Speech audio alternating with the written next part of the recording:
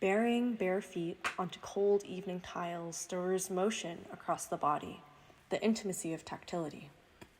The whirring of winding, waves at bay, the liquid pools. Should it surge, who or what would be taken under? Because there's no need to go.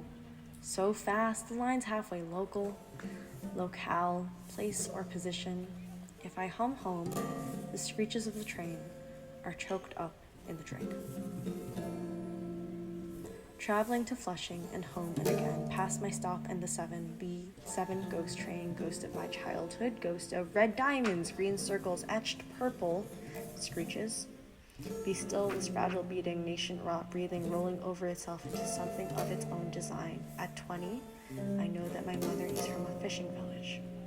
High enough that high tide lets us both there, but low tide needs a white-knuckle shriek, tears prickling my eyes. Welling up, enough to water the mangoes of made-up memories. Did anyone's family ever really own a mango farm, to climb a mango tree and eat one so savagely? That primordial jewel of some orientation.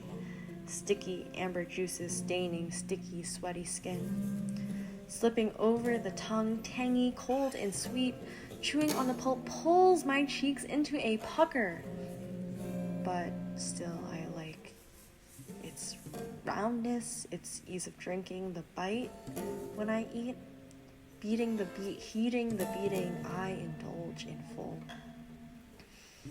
Is the subsistence farm of mango splendor of footless peasants dreaming with another nation, filling the warm buzz with cold screeching in the wind? Does it just exist in my 7th grade English classroom and the college essays of people without something to name? Can we all be farmers in the paddock? Hoeing, sowing, planting, growing for someone else's name? Or do we reap something more ill-gotten, ill-conceived, fleeting, and trite, when we dream up an extant memory? Extant, if only because we breathe into being its flatness on paper or screen, trapped from inception between my fingertips. For every poem that translates, records, recontextualizes, rewrites a Filipino phrase into ponderings of Americana, does a reflection of that motherland evaporate? If evaporation, should it be evaporation? I wish it would be evaporation. God forbid an alternate erasure. Let it be evaporation. With my own hands I invoke it. Where would it come to collect? Literally. Too literal to be literary. Does it fall into a bursting spring again, or the gaping maw of subway juice at my feet, knowing only my feet trembling on cold tile and wet, cold winters, no dry season, with a space heater spinning sound where wildlife could be? Maybe you know that we're facing mass extinction events faster than we've ever seen, looking in the eye of insect collapse at an all-time high. When we look to the same moon, are we lulled to sleep by the same song? A cockroach serenade tickling the spine, or the march of imperial industry? Do my italics prove true to you, get through to you? That void avoiding my gaze, the twisted slant of the system we've concocted. For every word I press to paper, a pound of muscle strung together with sheer will is sold off in my stead. Sorry, that's a lot. I know it can be a lot. How much for a lot to stay rooted in for forever? Sorry, we're falling back into it. This hurt will ebb away, leaving only, once again, some ghostly impression, a made-up salve coating the wound.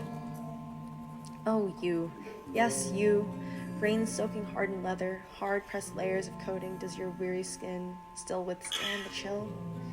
Is it so terrible to be coated? To be enveloped rather than to envelop? An existence so far gone in your own tempestuous indulgence. Wondrous flesh of yore I pulled apart with rotting incisors, rotted hands that hold a nation, rotten infectious rot. Woe to those who should carry the thought. How do you stave off a wave in its infancy approaching? Ripple in a glassy field, swirling below the surface. I am drawn in again, only by screeching. The urgency of some homing call humming to me, rumbling under tile or bark or tilled dirt. Reminders of what used to be. left to wonder, well, is this what it means to love you? I love you.